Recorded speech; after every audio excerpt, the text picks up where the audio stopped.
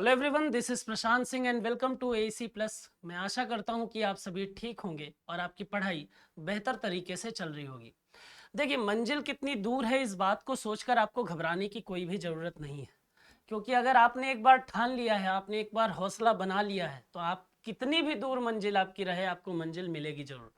इसी चीज को समझाने के लिए आज मेरे पास जो लाइन है वो ये कि मंजिलें क्या है, रास्ता क्या है, हौसला हो तो फासला क्या है। इसी विचारधारा, इसी एटीट्यूड के साथ में आप अपनी पढ़ाई जो है वो जारी रखिए और एक दिन आपकी मंजिल जो है वो आपको जरूर मिलेगी। बस आपको जरूरत है आपके हौसले को बनाए रखने की। आइए देखिए, लास्ट क्लास में मैंने आपसे क्वेश्चन ऑफ द डे जो पूछा था, आखिर वो था क्या। यहाँ पर अगर हम बात करते हैं तो ये बोल रहा है कि when is international coconut day celebrated. अगर हम बात करें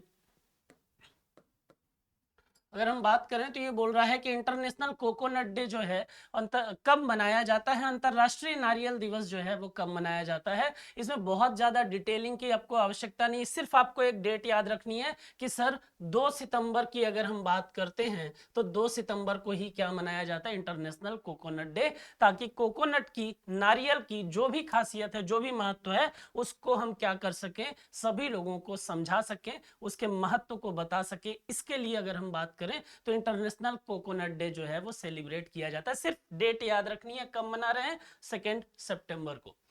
क्वेश्चन नंबर फर्स्ट की अगर बात करें तो बोल रहा है कि हाल ही में किस अंतरिक्ष एजेंसी ने अंतरराष्ट्रीय अंतरिक्ष स्टेशन में क्रू 7 मिशन जो है वो लॉन्च किया है। तो न्यूज में काफी बना हुआ है, आपने अभी पढ़ा होगा, सुना होगा, न्यूज चैनल वगैरह में देखा होगा कि अभी ये बोला गया नासा के द्वारा कि हमारे जो अंतरिक्ष यात्री हैं वो अभी कहाँ पहुंचे हैं, वो अंतरराष्ट्रीय अंतरिक्ष स्टेशन में पहुंचे हैं, वो इंटरनेशनल स्पेस स्टेशन में पहुंचे हैं।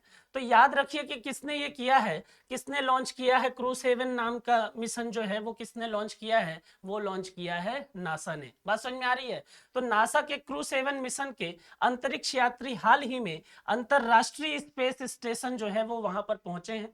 लगभग 6 महीने तक का समय वहां पर वो बिताएंगे और विभिन्न वैज्ञानिक प्रयोग करेंगे, जिसमें अंतरिक्ष उड़ान, मानव स्वास्थ्य का विषय भी शामिल जो है वो यहाँ पर रहेगा। अब इसमें क्योंकि हम नासा की बात कर रहे हैं तो कुछ बेसिक चीजें जो हैं वो आपको पता होनी चाहिए। नासा की अगर हम बात करें तो नासा का फुल फॉर्म होता है national aeronautics and space administration. तो सबसे जरूरी तो यही है कि पहले आपको इसका फुल फॉर्म पता हो। इसके एस्टेब्लिशमेंट की अगर हम बात करते हैं तो 29 जुलाई 1958 को 1958 में इसका एस्टेब्लिशमेंट हुआ। हेडक्वार्टर जो है वो वॉशिंगटन डीसी में है और करंट में जो एडमिनिस्ट्रेटर हैं उनका नाम है बिल नेल्सन। तो इतने पॉइंट जो हैं वो आपको इसमें याद रखने पड़ेंगे। क्वेश्चन नंबर सेकंड की हम बात करते हैं, who has recently launched a new fashion store यूस्टा।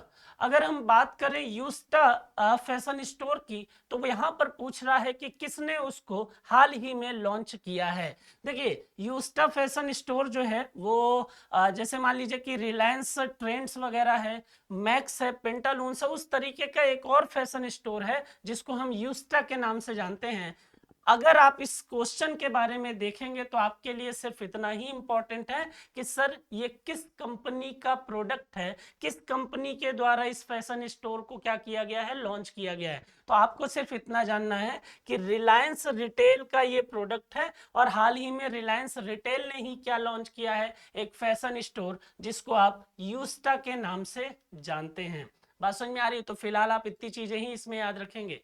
दूसरा, आप इसमें देखिए कि रिलायंस रिटेल में फैशन एंड लाइफस्टाइल के अध्यक्ष और सीईओ जो हैं उनका नाम है अखिलेश प्रसाद। बात समझ में आ रही है। तो ये पॉइंट जो है वो आप इसमें जरूर याद रखेंगे।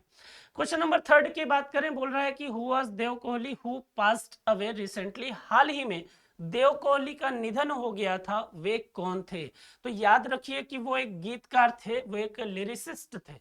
बात समझ में आ रही है। तो देव कोहली का नाम देखिए, जो व्यक्ति की डेथ हो जा रही है अभी रिसेंटली, है ना, वैसे क्वेश्चन जो है वो हम बार बार कर रहे हैं। जिन नए व्यक्तियों का कहीं पर अपॉइंटमेंट हो रहा है वैसे क्वेश्चन हम बार बार कर रहे हैं। तो इनको करने का मतलब ये है ना, क्योंकि इस तरीके के क्वेश्चन बार बार आपके अलग अलग एग्जाम में पूछे जा रहे हैं। तो यहाँ पर अगर आप इनके बारे में बहुत कुछ नहीं जानते हैं तो कोई समस्या नहीं है, यहाँ आपको सिर्फ ये पता होना चाहिए कि किस फील्ड से रिलेटेड थे। अगर देव कोहली की बात हो रही है तो आपको पता होना चाहिए कि सर ये लिरिसिस्ट थे, ये गीतकार थे। अगर ये पता होगा तो सामान्य तौर पर जो क्वेश्चन आएंगे वो ऐसे ही आएंगे। बात समझ में आ रही है?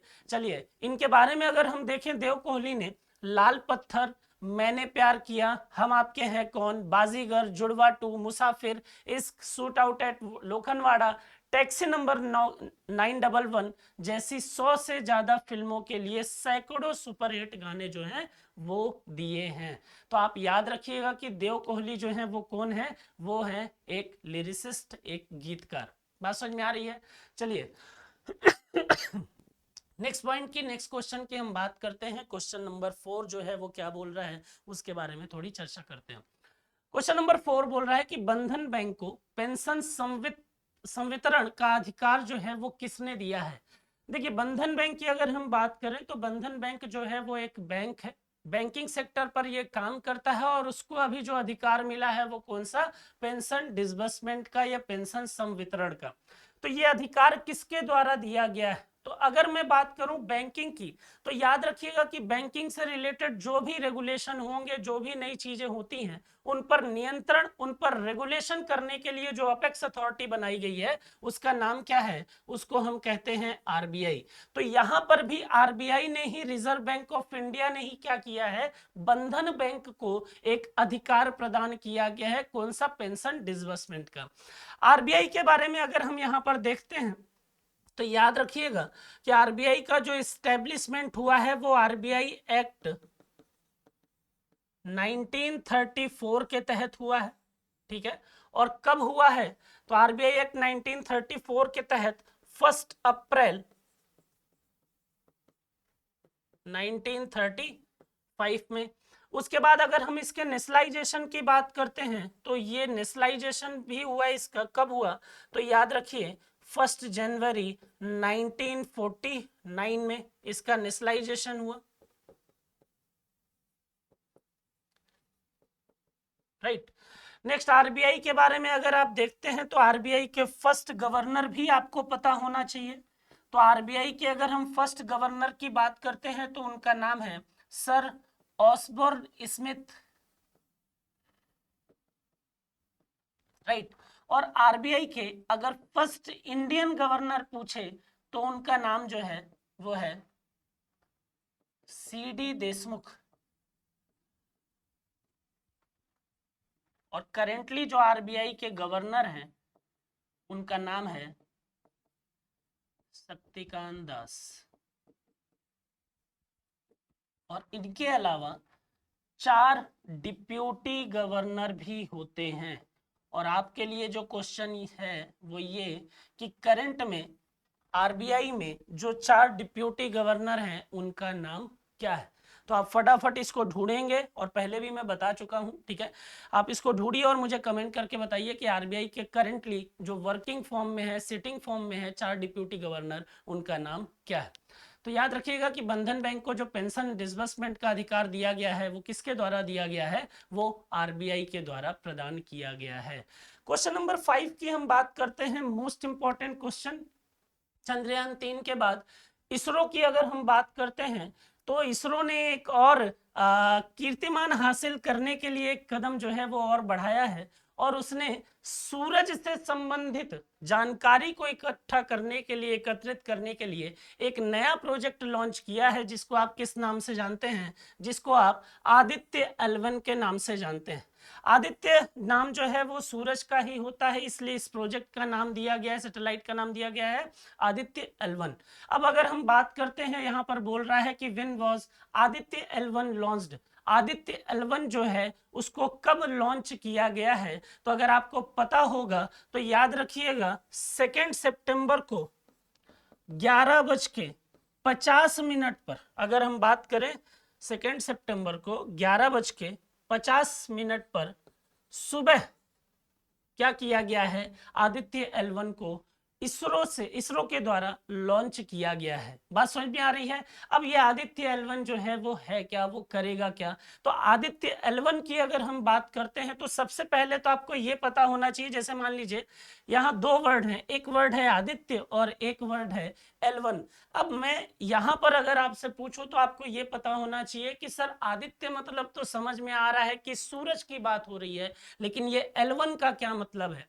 तो L1 का मतलब होता है लार्ज रेंज पॉइंट फर्स्ट। बात समझ में आ रही है। अब ये लार्ज रेंज पॉइंट जो है वो आखिर होता क्या है, इसको कुछ इस प्रकार से आप समझ सकते हैं। जैसे मान लीजिए कि ये है सूरज, ठीक,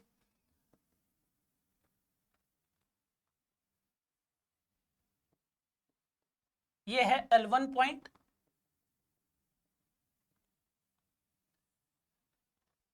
ये है अर्थ,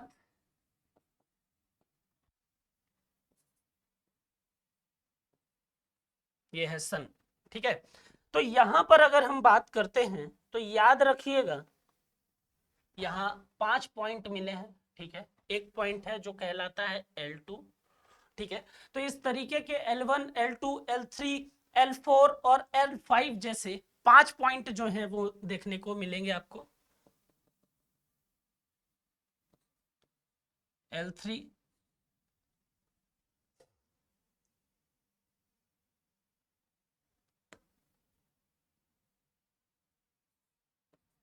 L4 और यहाँ एक पॉइंट है जिसको L5 के नाम से जाना जाएगा। तो ये जो पॉइंट आपको दिखाई दे रहे हैं ना, अगर मैं इसको जोड़ देता हूं तो चीजें जो हैं वो आपको और बेहतर तरीके से क्लियर हो जाएंगी, ठीक है। देखिए किस प्रकार से, और ये होते क्या हैं उनके बारे में मैं आपको 2 मिनट में अभी समझा देता हूं।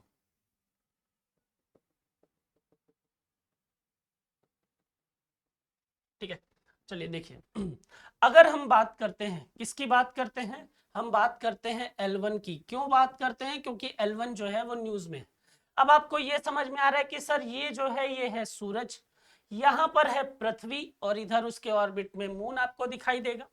ये जो एक पॉइंट है जो सीधी रेखा में दिखाई दे रहा है, कहां पर, सूरज और पृथ्वी के बीच में, इस पॉइंट को हम क्या बोल रहे हैं, इसको हम बोल रहे हैं लार्ज रेंज पॉइंट 1, ठीक है। और इस तरीके के जो पॉइंट है वो 5 पॉइंट की खोज जो है वो की गई है, और 5 पॉइंट जो है वो पृथ्वी के द्वारा पता किया गया है कि भाई सूरज और पृथ्वी के इस तरीके के 5 पॉइंट जो है उनकी जानकारी हमको है।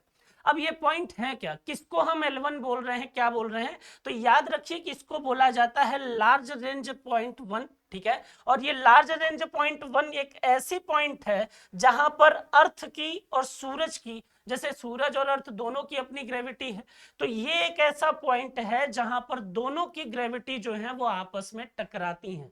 तो आप ऐसा समझ लीजिए कि यहाँ पर आकर्षण और प्रतिकर्षण दोनों स्थितियां जो हैं वो नजर आती हैं। जहां पर ग्रेविटी के बीच में टकराव होते हैं उन्हीं को हम क्या बोलते हैं, उसी को हम लार्ज रेंज पॉइंट बोलते हैं। और ये पॉइंट जो है वो पृथ्वी से लगभग 15 लाख किलोमीटर की दूरी पर है। और इसी जगह पर अगर हम बात करें तो आदित्य L1 जो है वो कार्य करेगा। बात समझ में आ रही है। तो यहां पर याद रखिएगा कि इसी पॉइंट को हम क्या बोलते हैं, इसी पॉइंट को हम L1 पॉइंट बोलते हैं। और आदित्य L1 जो है वो यहीं पर उस पॉइंट पर होने के कारण उसका नाम जो है वो आदित्य L1 पड़ा। बात समझ में आ रही है। तो ये इतनी चीजें जो है वो आप याद रखिएगा इसमें, ठीक है। क्वेश्चन नंबर 6 की बात करते हैं, who become a brand ambassador of Swaraj tractor, ठीक है। स्वराज ट्रैक्टर का ब्रांड एम्बेसडर जो है वो हाल ही में किसको नियुक्त किया गया है? फोटो देखकर आपको चीजें समझ में आ गई होंगी, बहुत ज्यादा इनके बारे में मुझे बताने की आवश्यकता नहीं है। याद रखिएगा कि स्वराज ट्रैक्टर का हाल ही में जो ब्रांड एम्बेसडर नियुक्त किया गया है वो MS धोनी साहब को नियुक्त किया गया है। बात समझ में आ रही है। MS धोनी स्वराज ट्रैक्टर के ब्रांड एम्बेसडर बने हैं। स्वराज ट्रैक्टर एक भारतीय ट्रैक्टर निर्माता कंपनी है जिसका मुख्यालय मोहाली पंजाब में है। महिंद्रा एंड महिंद्रा की सहायक कंपनी है, ये जरूर इसमें आप याद रखिएगा। अगर आपसे पूछ ले कि सर किसकी सब्सिडरी है, किसकी सहायक कंपनी है, तो आप बताइए कि सर ये महिंद्रा एंड महिंद्रा की सहायक कंपनी है। स्थापना की बात करें तो 1974 में आत्मनिर्भर बनने के लिए भारत का पहला स्वदेशी ट्रैक्टर जो है वो विकसित करने के मिशन के साथ इसकी शुरुआत जो है वो की गई थी, याद रखिएगा। क्वेश्चन नंबर 7 की हम बात करते हैं। क्वेश्चन नंबर 7 बोल रहा है कि पाकिस्तान में भारत की पहली महिला प्रभारी जो है वो कौन बनी है? Who become India first women charge D affairs in Pakistan. अगर हम बात करते हैं, आप इनको जानते हैं, तो नाम याद रखना है आपको सिर्फ गीतिका श्रीवास्तव। और याद रखिएगा कि वर्तमान में पाकिस्तान की जो पहली महिला प्रभारी बनी है उनका नाम है गीतिका श्रीवास्तव, जो वर्तमान में विदेश मंत्रालय के मुख्यालय में संयुक्त सचिव के पद पर कार्यरत हैं। इस्लामाबाद में अपने उच्चायोग में भारत को नई प्रभारी के तौर पर उनको नियुक्त जो है वो किया गया है, और भारतीय विदेश सेवा 2005 बैच की ये अधिकारी हैं। बात समझ में आ रही है? चलिए, तो याद रखना इतनी चीजें, ये भी अपने आप में इंपॉर्टेंट है, अपॉइंटमेंट से रिलेटेड क्वेश्चन है। याद रखना है नाम आपको कि who become first women chairperson, ठीक है, जहां पर फर्स्ट बात आ जाती है वो अपने आप में इंपॉर्टेंट हो जाता है। तो याद रखिए कि who become first women chairperson to head the railway board. Railway board का नेतृत्व करने वाली पहली महिला अध्यक्ष जो है वो किसे नियुक्त किया गया है, किसे बनाया गया है? याद रखिए वो जया वर्मा सिन्हा को बनाया गया है। बात समझ में आ रही है? तो ये एक अपॉइंटमेंट और याद रखिए। क्वेश्चन नंबर 9 की हम बात करते हैं। Which Indian state lead it attracting FDI during the first quarter of financial year 2023-24? वित्त वर्ष 2023-24 की पहली तिमाही के दौरान कौन सा भारतीय राज्य एफडीआई को आकर्षित करने में अग्रणी रहा है? महाराष्ट्र जो है वहां पर फाइनेंशियल ईयर 2023-24 में सबसे ज्यादा एफडीआई का इन्वेस्टमेंट देखने को आपको मिलेगा। तो इसका राइट आंसर जो है वो क्या हो जाता है? महाराष्ट्र हो जाता है। अब क्वेश्चन ये उठता है कि सर ये एफडीआई होता क्या है? एफडीआई का मतलब होता है फॉरेन डायरेक्ट इन्वेस्टमेंट। इसको हम प्रत्यक्ष विदेशी निवेश कहते हैं। प्रत्यक्ष विदेशी निवेश, जैसे मान लीजिए कि मैं ये बोलता हूं कि भाई किसी भी कंट्री के द्वारा इंडिया में निवेश किया जाए, किसी दूसरी कंट्री के कंपनी के द्वारा, तो किसी भी दूसरे देश से अगर किसी दूसरे देश में, अगर हम इंडिया की बात करते हैं, तो अगर किसी भी दूसरे देश की कंपनी के द्वारा भारत में निवेश किया जाता है तो उसको हम किस नाम से जानते हैं? एफडीआई के नाम से जानते हैं। और याद रखिएगा कि एफडीआई का स्टेटस पाने के लिए कितने % का इन्वेस्टमेंट जो है वो अनिवार्य किया गया है? तो वो किया गया है 10% का इन्वेस्टमेंट। बात समझ में आ रही है? अब देखिए, इससे रिलेटेड थोड़ी सी कुछ बेसिक चीजें मैं आपको और बता देता हूं ताकि यहीं पर चीजें आपको याद हो जाएं।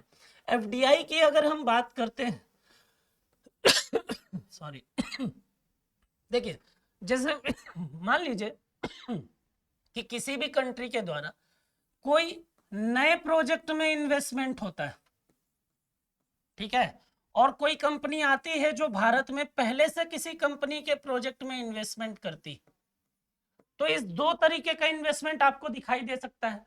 तो याद रखिएगा कि अगर न्यू प्रोजेक्ट में किसी विदेशी कंपनी के द्वारा इन्वेस्टमेंट हो रहा है तो उस एफडीआई को हम नाम देते हैं क्या? हम उसको बोलते हैं green field FDI.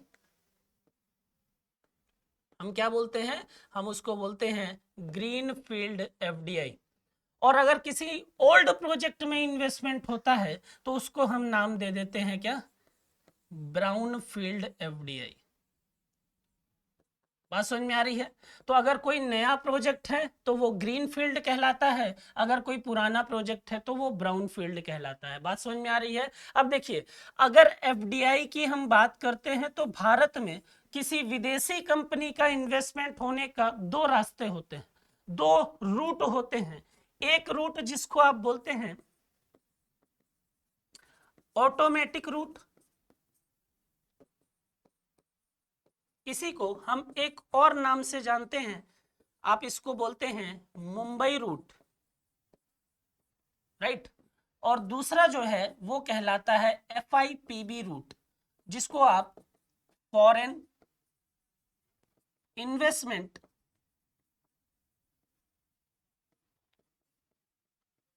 Promotion board के नाम से भी जानते हैं, और इसी को आप बोलते हैं सर ये दिल्ली रूट है।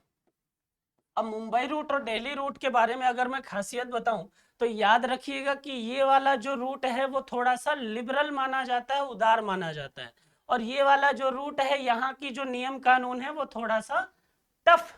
बात समझ में आ रही है? इसीलिए आप भारत जो है वो अपने एफडीआई कंट्री में एफडीआई को बढ़ावा देने के लिए ज्यादातर क्षेत्रों में ऑटोमेटिक रूट को ही क्या कर रहा है, अलाउ कर रहा है।